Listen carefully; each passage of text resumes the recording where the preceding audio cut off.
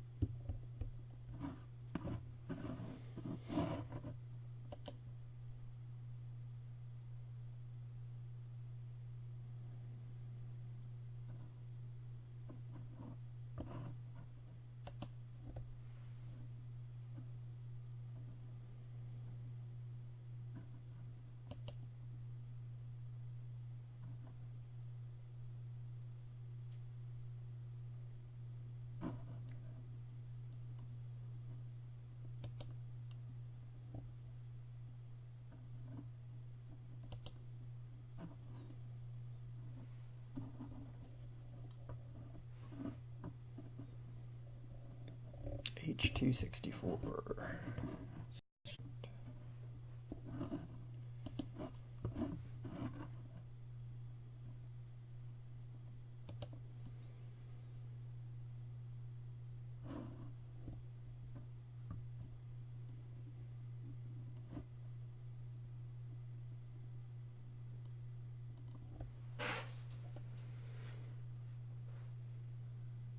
Live. All right, looks like we are live. Took some doing, but on my creaky old Mac, I am getting things going. Check, 1 2 1 2. Looks like we're good on the audio. So here's what I'm thinking. I am going to read from my story, The Adventures of the Silver Hammer, and I'm going to record it to audio and release it to patrons only, and if you're listening to this, you're getting the raw deal, so to speak. So hopefully this works. If not, at least I still have the audio that I can release to my patrons' feed and then eventually to my podcast. So without further ado, this is part 1 of The Adventures of the Silver Hammer. Earlene Hughes, 1937. Earlene finished up her shift at the Ford foundry and headed outside into the gray and rapidly darkening afternoon. Her shift felt long, the work harder than usual. Part of it was the knowledge of the war which loomed large in the world's future. Father Dusk told her that Germany would make some foolishly aggressive moves in the next year, and she had no reason to doubt him. He knew things, and could peel back the layers of time when he needed to. The other weight on her shoulders was the long night's patrol ahead of her. Bad weather was heading in. Everyone from farmers to meteorologists were saying this would be one of the hardest winters in the last 40 years.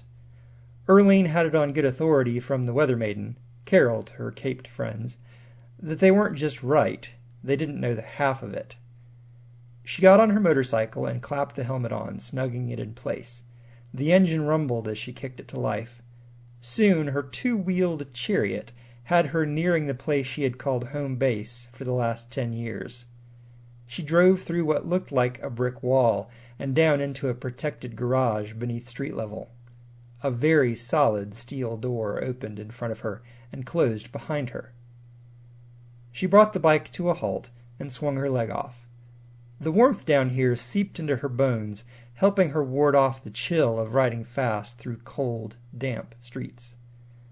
The helmet and sweater went on to hooks, and she placed her palm against the door. "I am the Silver Hammer, and may I always seek the Lord's will in the protection of this city."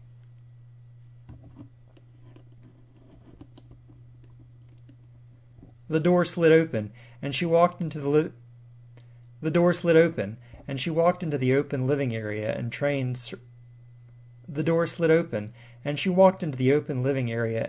circle that she called home. She lived her far more She lived here far more often than the drab apartment she paid rent for. With a deep sigh, she settled into a chair and reached for the Bible on the table beside it. For the next 30 minutes, she spent time orienting her mind and soul so she would have the strength and abilities to do her duty. As the words of prayer left her lips, power flooded her limbs. The chair under her groaned under increased mass. As always, she reluctantly put the Bible back in its place, hoping she'd be the same as she was when she began reading. That would be a sign to her that she was no longer needed. Silver chainmail armor waited for her on a practice dummy, and 2 massive war hammers rested on hooks protruding from the wall. The hammer in the upper hooks was scarred and battered from what appeared to be decades of use, if not more. The metal head on the one below it shone like a new dime. There wasn't a great deal of difference in their ages.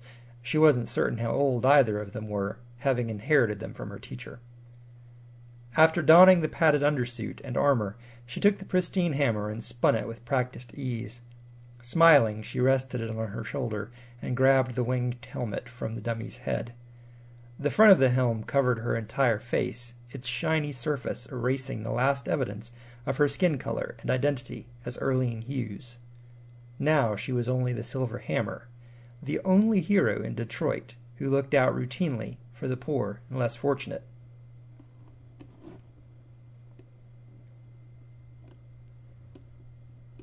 A powerful leap upwards took her into the cobweb of girders which made up what was left of the warehouse's upper floors.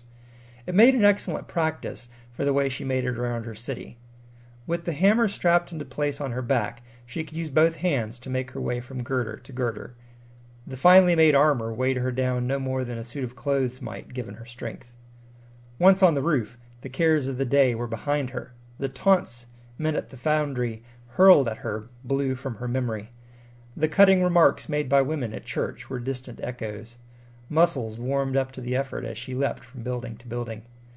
Her patrol took her to the very part of town where she worked every day. There was no superpowered foe here. The men she'd face would be normal enough, though well armed.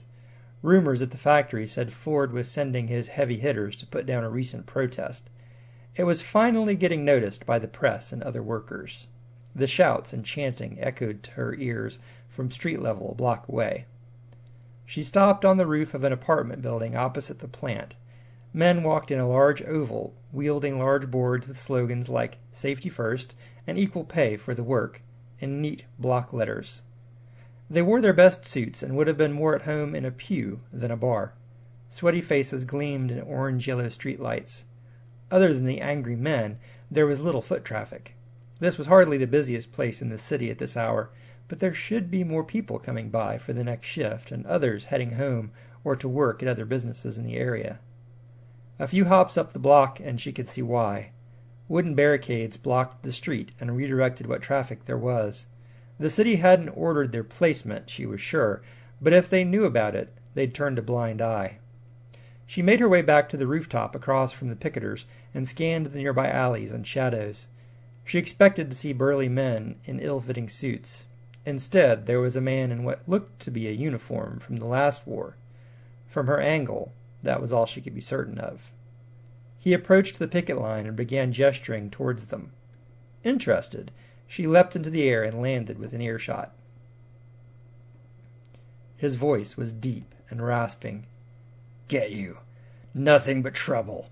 There are men just up the road who want to do y'all harm." The South echoed not just in his word choice, but his accent. It was faint under the gravelly tones, but it was there. "I'm all that stands in their way. The jobs you've got are the envy of your brothers and sisters down south." This was an argument she'd heard before. It wasn't one that won her over. Their jobs were hard, dangerous work. All the protesters wanted was fair pay and safe conditions. She took a few steps forward. Judging by the nods and noises of agreement, he had their attention. "And look what we have here." The man was indeed wearing an old army uniform, all rank insignia missing. He turned to face her. His face had been damaged, though how or by what was hard to tell.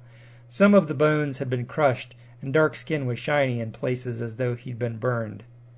"The Silver Hammer, a tool of the white man's justice, come to make sure we don't get into any trouble." She shook her head.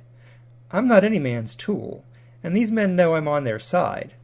Her voice was slightly amplified and modulated by the helmet's mystical metal. I'm here to make sure Mr. Ford's agents don't do them any harm in the exercising of their rights. He bowed slightly. Then in that we have something in common. You can call me Digger. I'm just trying to tell these fine people that what they're doing may have the opposite effect they'd intend. Their jobs and lives are in danger. Hammer crossed her arms. That's why I'm here. You can save their jobs? Many of the protesters had lowered their signs. The chanting had long since died down. Some looked at the back and forth with interest. Others were taking this chance to crack open dinner pails. She realized the corner she'd backed herself into. No.